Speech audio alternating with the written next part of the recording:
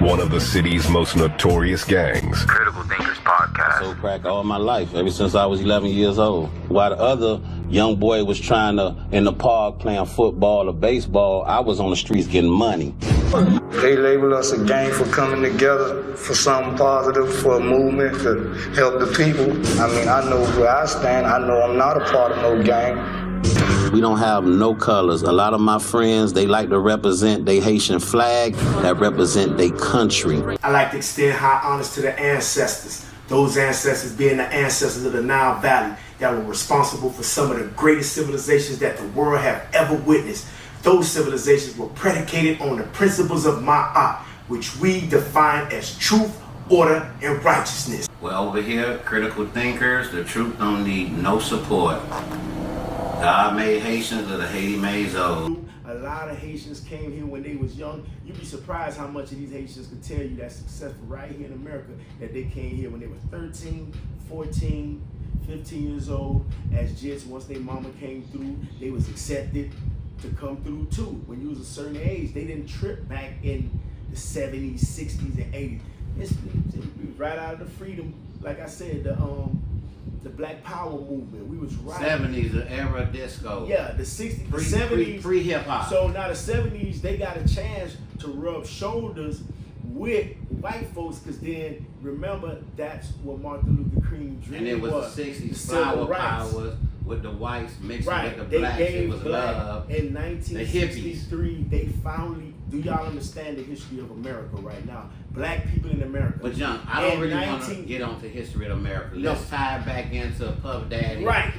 But I'm telling you that the reason why Hugh Hefner them is never looked at, like I said, even in entertainment. If you watch football, if you watch any one of these sports, whenever a black athlete get into trouble, man, they get into big trouble. They lose big contracts. Some of them go to jail.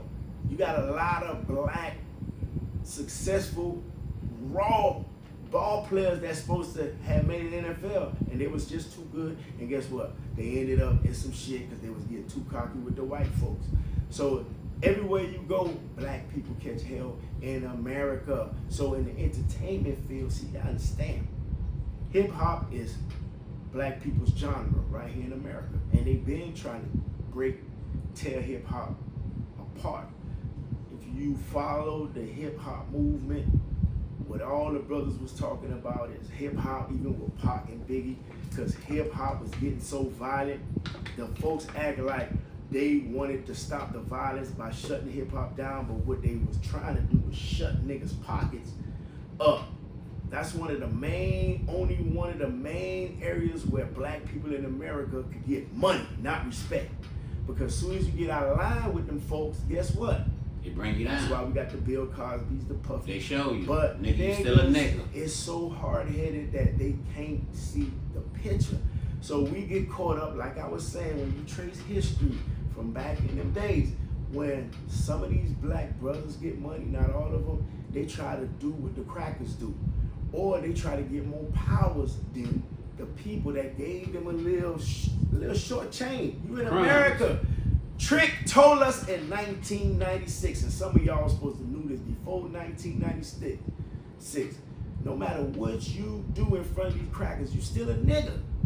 I don't care, you could have a PhD. Ice Cube taught us that. Ice Cube said it way back in 1991. NWA was telling us, nigga, any motherfucker with a color is most wanted. That's what Cube said back in 1992, 91. So let me ask you something, John. Since the trial is over, you know, it ain't really over. They in deliberation.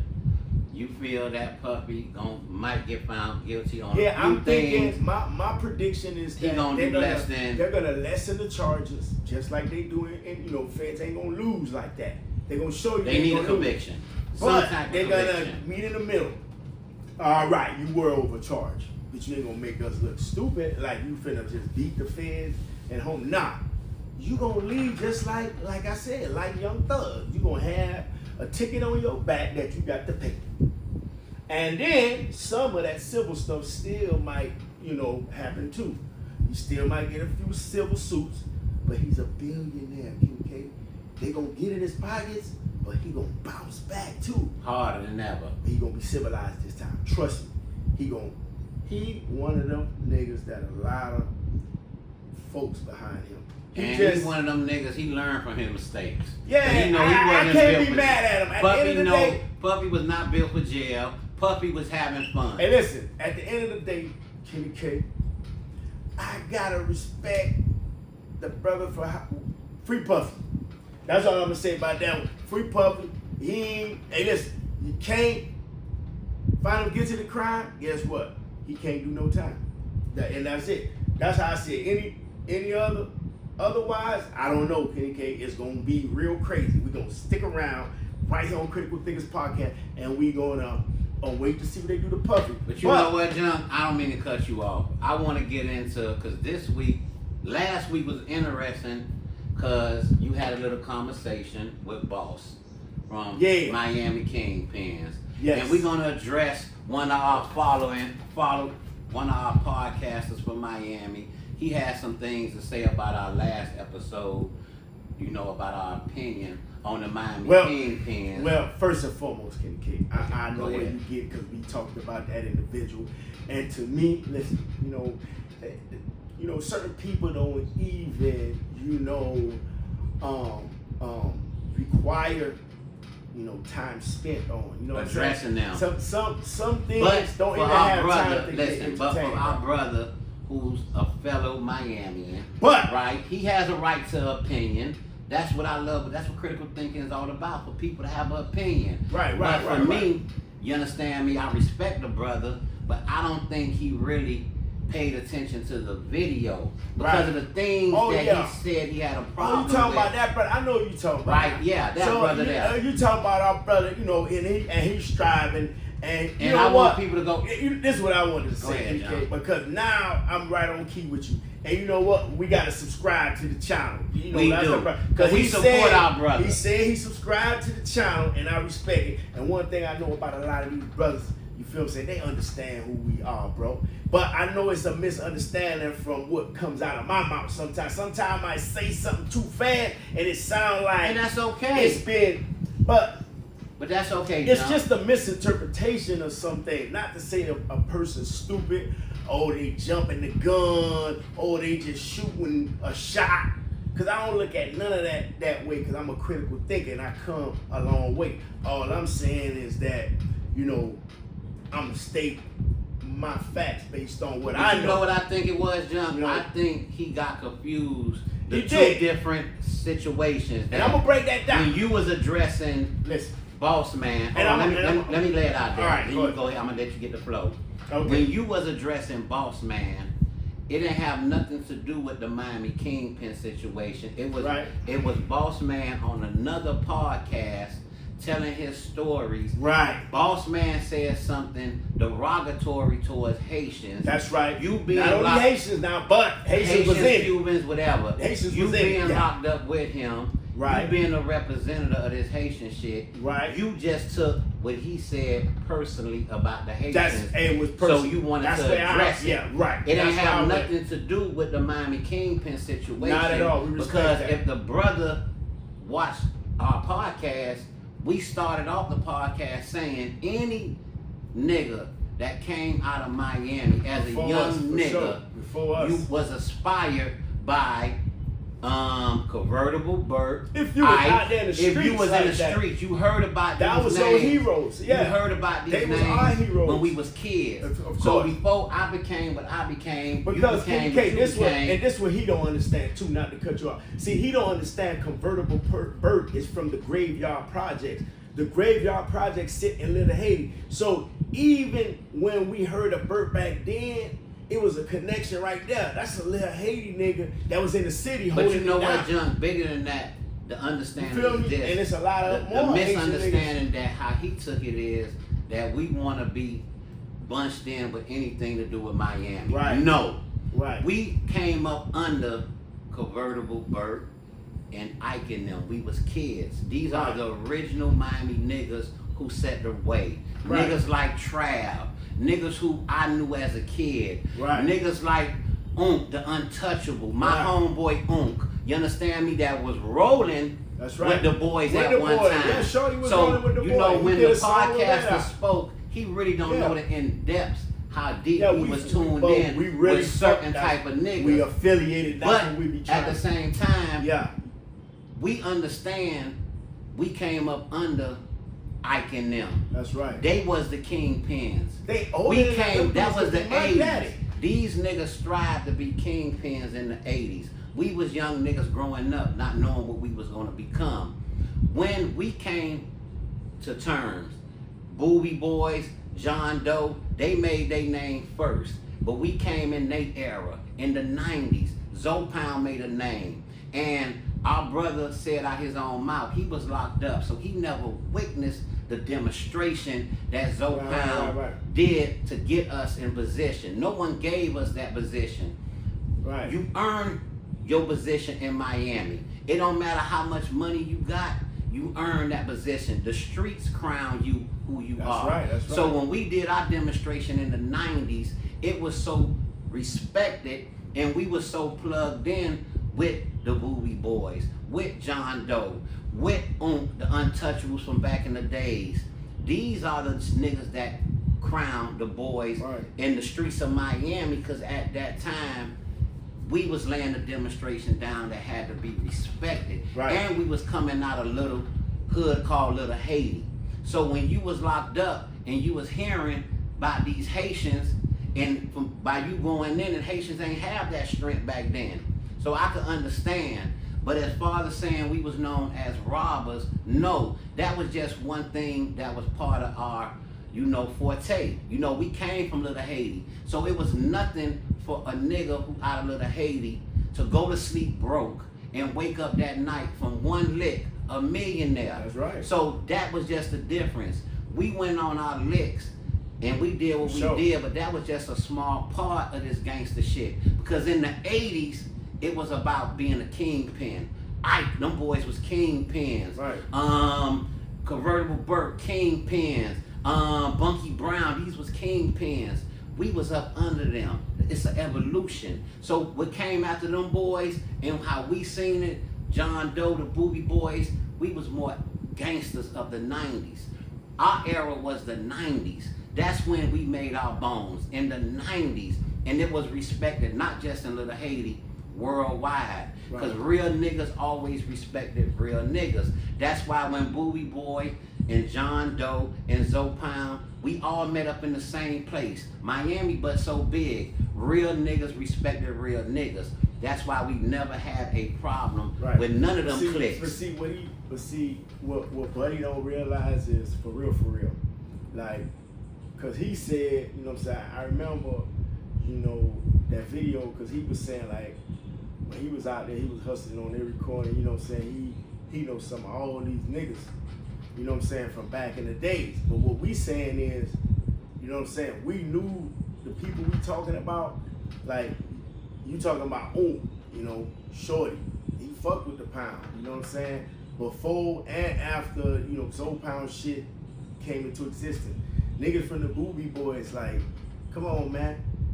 The big homie Roach used to fuck with Boobie. I personally fuck with Graydon. It was really no such thing as no Boobie Boys out here. First and foremost, get that straight. That was something them crackers put in for an indictment for Boobie and his boys. They just named that indictment. Before that, the indictment came out, ain't nobody know no black boy as no the Boobie Boys. Only certain niggas call them Boobie and certain niggas call them black boys. So that's one thing, you know what I'm saying? And then another is niggas really fuck with niggas in the streets growing up, and through evolution, every time an era changed, nigga was in the loop. Every 10 years. We was in the loop. In the 80s, I was on 15 Ave. I seen Convertible Burt with my own eyes as a young nigga doing his thing. You understand me? So I was there. You understand me? So we was always in the loop, but it wasn't our time. Right. But see, niggas don't understand that from Ike being the oldest out of all them boys. Ike, Trav, all right these now niggas that a nigga know. In his 80s right now or something. 70, late 70s and 80s, because look at Burt. Burt probably in his 60s right now. Ike could have had Burt, but Burt them kind of like under Ike when it comes to this kingpin shit. But he made the era. But he was in made the that era. He was in play. And he came with a different type of flavor. A younger flavor than Ike, because Ike was more old school with it. Now, Convertible Burt was in your face. Right, and then there's a lot of other niggas that was, you know what I'm saying, doing their thing, killers and robbers, nigga, in our hood that we respected, that gave us a whole different perspective on any nigga that was admired when you was a chick coming up. We had our own superheroes too in Little Haiti. Yeah, we studied all them venoms, from gangsters, killers, money makers. We studied all that and created our own style. See, niggas used to try to be around the boys because how we really vibe, the love they seen, the only clique that was really integrated. It wasn't no beefs amongst niggas where they killed each other and try to be the main nigga. It was nothing but real motherfucking soldiers, real leaders that had different attributes. That's all it was. A bunch of kids. Listen, the game changed. You Growing feel up, me? Jump, So I always saw the kingpin nigga. He always had a shooter. He always had a hitter. Right. Our era, we grew up, we had to be the boss and the hitter. Right. It just was a evolution. The game changed. Because we understood. Right. It was a time when Convertible Burt, he had a 4-year run. He made millions of dollars. In this game, it's not about the money you made, it's the legacy you leave behind. Right. So Burt made his money in 4 years. But with the podcast, I gotta understand. Yeah, he had his era though. See, listen, it was going so but when it comes to money, this Little Haiti shit could never be touched. Yeah. Because Little Haiti is the only hood, like I said, you go to sleep broke, you wake up a multi-millionaire. So it's some niggas out of Little Haiti in one day made more money than Convertible Burt made in his whole life. In one day, in 1 hour, one brick lick, one boat lick, 100 bricks. That's the difference about our hood. $50 million. So we never talking money. The era was different. Burt did his thing. He aspired every nigga in the game. Me, any nigga that got money, you knew about Cuban links, you wanted a convertible, you heard about them stories with Mike Tyson. These niggas are the old heads that gave us the game. They are original of Miami niggas. They started this shit. Going out of town, country niggas, Miami niggas with goals, niggas like Trav, like I say, we deep with these niggas. The Untouchables, my nigga. Is the one that taught me how to spend money. Cause when I was a young nigga, all I knew how to be was a gangster. When I met at the Freaknik, he showed a nigga how to be a baller. You understand me? So the connection was there. Seen that we was them niggas. Whoever, we was them niggas. The city crowned us. And so we from every era. So don't never get it twisted thinking Zoe Pound want to be mentioned in anything Miami. First of all, we gonna be mentioned because we are from Miami. That's right. It's only a handful of legendary niggas who came out of Miami. Ike, the Booty Boys, hold on, John Doe, Bunky Brown from Overtown, Rick Brown Lee, Zoe Pound, when he talk about, and he said about the Jamaican, the Shower Posse, grew up under the Shower Posse. Yeah, they was all in our hoods. If you hoods. from Miami, you grew up under all these niggas, and all these niggas had their time. They was crowned. Miami crowned you. You don't crown yourself. When Tutu Al got crowned, they was the original niggas. And when it come to that gang shit, the Tutu Al, okay, you earn it. So Zoe Pound earned a respect amongst the real niggas in Miami. And our demonstration, my brother, it was brutal. You understand me? It was not us fighting against just the niggas in Little Haiti. It was a worldwide fight. And our fight was different than any other clique because we was fighting for the respect of all Haitians. It was plenty Haitian niggas getting money before you went to prison. They was Haitians. It wasn't one Zoe nigga getting money until Zoe Pound put down this demonstration for the Zoes. It was a plenty Haitian niggas was ashamed to say they was Haitian. Get money niggas hanging in the city. It was the Zoe Pound. Our legacy is not the gangster shit, not the murder game we laid down. Every nigga done that. Our legacy, we birthed a nation of Zoes. No other clique can say they birthed a nation of something different. Gave a nation pride. That's what Zoe Pound flight is. But when it comes to that gangster shit, when it comes to the Miami shit, Zoe Pound DNA is in it because the Miami shit ain't stopped after the old heads went to Atlanta. The shit stopped. It was plenty niggas from Miami went to out of town and laid that Miami gang down. You know the real man. But to my brother, I respect you. You understand me? And we gonna have you on the podcast. We gonna do something together because you have a right to your opinion, but I think you misunderstood what we were saying. We don't want to be mentioned with the old heads before us. They did their time. They aspire us. We the 90s. We with the era with the Booby Boys, John Doe, it's Zoe gonna be Pound. forced after that. You understand me? So that's what we was trying to say. We from another era. And jump situation that he had with Boss, it ain't have nothing to do with the Miami Kingpin shit. It was something personal. Let me explain. Jump. Go ahead, Jump. You explain that part. Let me explain to him, man. Cause for real, you know, that's one nigga ideology, and you know, we ain't gonna waste too much energy there. We know who we are. You know, we fucked around. We been there, done that. We OGs now. You know, my thing about it was. And hold on, there's another thing he said too that I just want to correct. That Zoe Pound really got their fame from rappers. No, my brother. Come on. Okay, so let me put you up on it. Miami niggas, period. We was slow to the party when it came to rappers, extortion, this and that. Them New York niggas and them Cali niggas been on that. Miami niggas always been real niggas. So when we met Cash Money, it was on some organic shit. We was on some street shit. They gravitated to us. And at that time, it was two cliques that had rappers.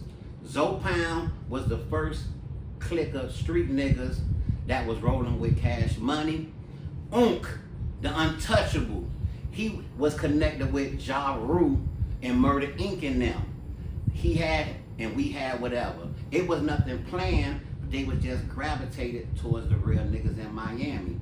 And from word of mouth, other rappers, when they came at the time, they heard about the demonstration, they gravitated towards us. It ain't have nothing to do with our fame came from hanging with rappers. No, my brother, our fame came from 21, hold on, John, 21 bodies. When I woke up, I'm in my motherfucking 20s. Front page news we made, 21 bodies they accusing us of. The FBI is on our ass. That ain't have nothing to do with no motherfucking music. Shit that we was doing every day in the streets, every day we laid our life on the line like every other niggas. But at the time, we just happened to have the biggest demonstration. Other real niggas had to respect it. So when we went on 15th Avenue, he said he heard about it. We went on 15th Avenue and we put that flag and we let the motherfucking world know we made it. So whatever concept niggas had about Haitians, it was a new thing in town called Zoes. I don't know what the fuck niggas did to Haitians, but Zoes always been respected, and that came from the birth of the Zoes from the almighty Zoe Pound. And we was respected. The 90s crowned us. Our young ignorant shit crowned us. That's it. Niggas went on licks, but that ain't what made us. Niggas had to come home and do what they had to do like any other street niggas. So you was locked up at the time, my brother, you wasn't there to see the demonstration, to understand, oh, this shit was real. We was a bunch of young, ignorant niggas. And the difference that separated Zoe Pound from every other clique, we had unity. That's something other cliques didn't have. And they seen the unity in the boys. Never in life you had over 30 niggas on one page, one accord. We moved like an army. Even the niggas in the streets never seen no shit like them young little Haiti soldiers. We moved different. We didn't smile. We didn't give a fuck about nothing but our respect, period. When we went out, it was no teeth. It was just respect.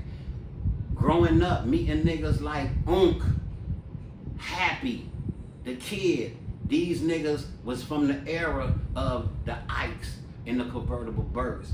And these niggas took these young, wild gangster niggas and showed us how to be ballers. The best thing in my life. Unk showed me how to spend my motherfucking money. It was more than just being hard and about respect. A nigga taking the chances out here, They showed us how to get up off that money. They showed us how to spend it. They showed us how to be tricks, to live a good life. You understand me? So we went through the same flight with everyone else. We didn't earn this shit overnight. Went and robbed some boats and we were selling to these niggas for cheap, like we some cheap dope, like we some lame ass niggas. No, misconception. Anything a nigga got from the boys, they paid for it all the way. It was nothing sweet about Zoe Pound at all. And you missed it, you heard about it, but if you would have seen it for your own eyes, you would understand why Zoe Pound still to this day ringing.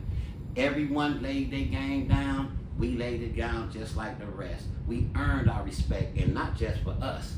We earned respect for all Haitians, all Zoes. So when people think, because a lot of niggas left the streets when Haitians was just coming off banana boats, talking, they eat cats, they soft, but when they was locked up, a lot of niggas heard about this Zoe shit. Yes, this was me and my niggas. A lot of them niggas know real Haitians back then. They just... But a lot of real Haitians jumped, let me tell you. Right. They was ashamed to say they was Haitian. No, but I'm saying it was a lot of real Haitian niggas getting money with a lot of American niggas in the city. But I never heard them speak a word of Creole. They didn't stand out into that flag. We know them kind of niggas. Period. Okay, so we know them kind of niggas. Haitian niggas always been getting money. This is what I'm saying. Because a lot of Haitians that I know that was real Haitians, they probably wasn't even in the city. You didn't have too much Haitians in the city. The niggas from the lynch mob, all these niggas was our niggas. Yeah, you had a few Haitian niggas. The city wasn't like nothing soft either. We ain't saying that. Because, I mean, you had a few Haitians coming out their habitat and was in the city.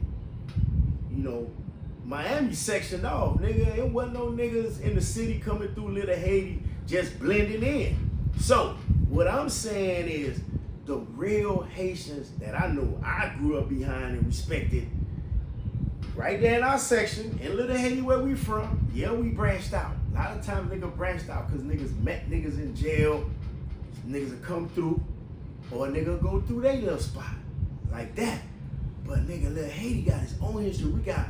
You talking about convertible bird, man. I know some Haitian men, nigga, old poppies, like you niggas that was getting real money back then, that was buying from us old poppy. Them old poppies got a whole different style, and them niggas had more than motherfucking Ike in his time.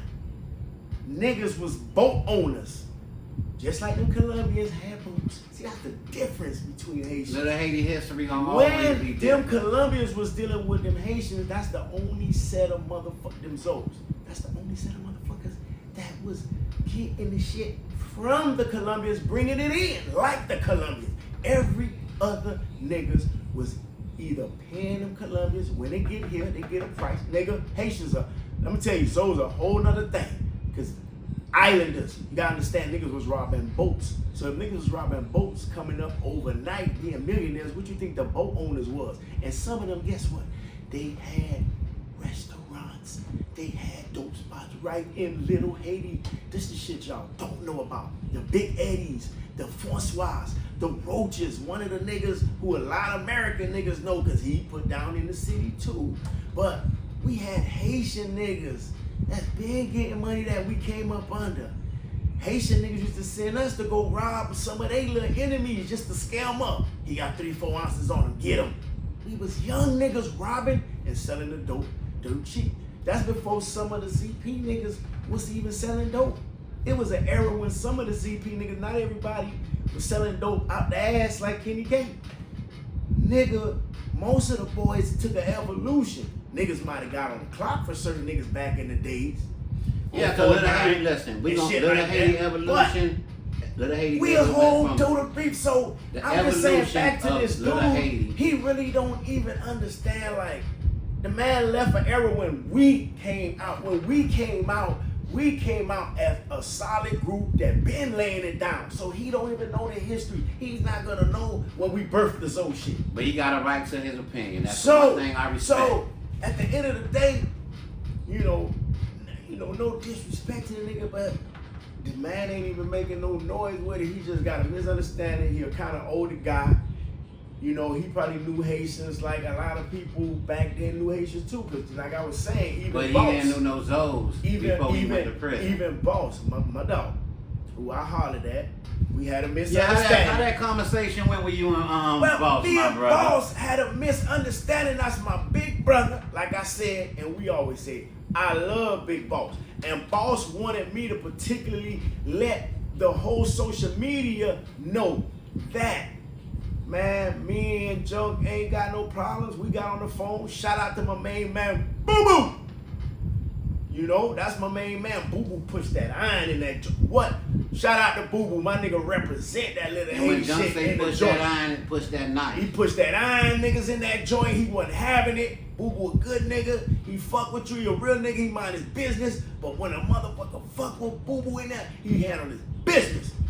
And everybody knew that about Boo Boo. And man, you know, it's crazy that he's a little Haiti nigga too. My main man out here doing good things. He got on the phone with me and Boss. He was like, Boss, listen, you know, we can't let this thing go no further, you know.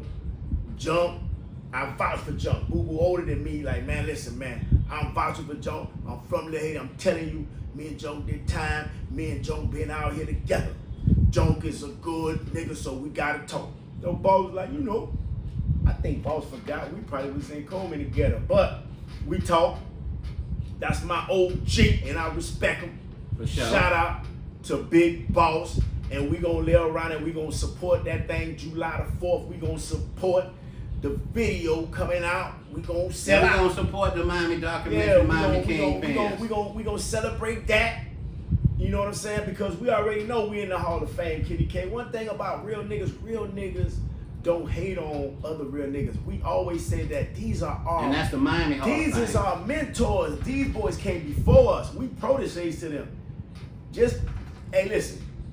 If you understand Zoe Pound, for real, niggas that really know the Pound have morals, disciplines, and codes. So if you ain't move a certain way, nigga ain't even fuck with you. So like it take a lot to learn about the Pound. That's why we got the documentary coming out. Cause a lot of people heard about the Pound, maybe like the brother, when he was locked up through the music a nigga put out.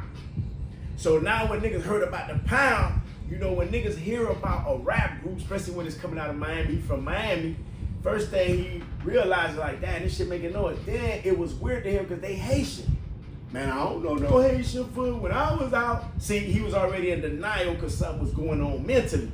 He ain't never seen no shit like that. Last he checked, it was a few. So and his truth, his truth is really his truth. Because he's talking on Haitians. We speak on Zoe. So, right. The era that we was, right? But he so gonna when say he's Zoes speaking too. on what he's speaking on, it's really his truth. But he gonna say Zoes too because people understand that Zoes is our version for them Haitian niggas. That's why a lot of these niggas try to claim the Zoe, but they don't really know who Zoe Pound is. They don't know that it ain't just meaning Haitians. Zoe Pound was not just a Haitian group. It was not only Haitians in that clique. I said that 100 times. It's a movement. Zoe Pound is a movement. It's not a. It's just like the Willie Lynch syndrome. People don't understand. It's a mental thing, not a physical thing. The Zoe Pound movement was mental. It wasn't that nigga felt insecure or inferior like these other Haitians. It was the energy part about it. It was just a misconception about, damn man, every Haitian nigga. Eat cat, every Haitian nigga saw when it coming out of Little Haiti, they forgetting about man. And somebody had to do it. Right. And we did it. You feel me? And that's it. And our brother, I guess he missed it. But at the end of the day, but it's no pressure. He's still our brother, you know him, man. Right. I forgot the name of the podcast, but right, we're gonna do a video, we're gonna shout it out. Yeah, we want our fans to tune in with our brother. You understand me? That thing ain't even that serious. It ain't that serious. Everybody, it's a million channels and everybody got their opinion. Right, we get a whole bunch of comments. I read all the comments, good, bad. Even I'll leave whole hours be in the comments, and I check them every time, bro. That's like what you're supposed to I'm do, in the comment. I know what's going on. But you know what? And to all the real subscribers, they fuck with us because they know what it is. It's a lot of people out there because of the podcast, Critical Thinkers Podcast. They do critical thinking, so them boys be like people that know for sure. But like I was saying, with Boss, that's a different story, bro. you know what I'm saying, Ike them level and everything. So, cause brother got into our flavor about, you know, Boss. And he didn't even understand that me and Boss got a real connection. Even through Boo Boo family. Boom, we vibe. That's the OG. I'm a supporter. We had a good conversation. And he told me to tell the world, Sawyer say, how y'all doing? Big Boss. He fuck with Critical Thinkers Podcast, and that's how we rock. Man, you ain't gonna separate nothing in Miami. We ain't never been a group that had to run from no clique. We fuck with everybody because of the respect we always talk about. Man, niggas ain't never seen us, even though they knew us as G's, they ain't never seen us looking shabby, broke, dirty. Man, nigga was linked up, pieced up, driving foreign rips. Man, niggas threw big parties with celebs, nigga. The fuck the they talking about? celebrity shit was a bonus. Yeah, it's different. Was a bonus, but don't never get it twisted. At the end of the day, we went through what every other nigga went through. We earned the respect with blood. Any lesson that's not learned in blood is easily forgotten, and we learned that early. And we was young, we was fearless, and we laid out. And that was our era. You know, that's it. We ain't saying every gotta be respected like that. We don't need to be mentioning everything. Yeah, because Zoe Pound, we got our own legacy. We know some niggas was known just for getting their bread. We wasn't known just for no jacking. That's all we was saying. At the end of the day, we known for multiple amount of things. So you know what, John? In the game. We addressed it. I want to thank everyone for tuning into this episode of Critical Thinkers. We appreciate everyone. We want everyone to have an opinion. We accept it. We don't feel no type of way because we know real niggas all around the world. Right. So I appreciate everyone for tuning into this episode of Critical Thinkers. Me and Junk will be right back faster than y'all think. And y'all know my slogan. My mama raised me, but little Haiti raised me. And God made Haitians, but little Haiti made Zoes, and Zoe Pound put it on the map worldwide and had it respected. For sure. Till next time. What you gotta say, Junk, before we tune out? Like I said, it's your main man, Junkie Junk. Y'all already know what time it is. I'ma leave how I came. Little Haiti soldier, and little Haiti always in the building. We out.